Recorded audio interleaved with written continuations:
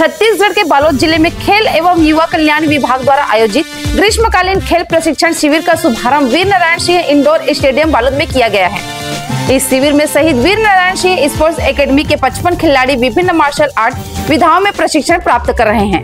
शुक्रवार शाम 5 बजे शहीद वीर नारायण सिंह स्पोर्ट्स एकेडमी के अध्यक्ष किशोर नाथ योगी ने बताया कि शिविर का उद्घाटन ताइक्वांडो अध्यक्ष एवं भाजपा मंडल अध्यक्ष अमित चोपड़ा, वार्ड पार्षद राजू पटेल एवं समाज सेवी धीरज कुमार ने किया।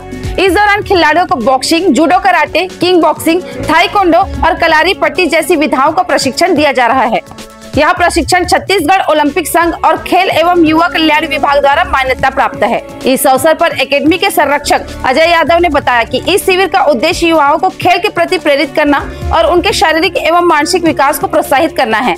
आगे अपडेट के लिए हमारे news channel MK studio CG पर बने रहें।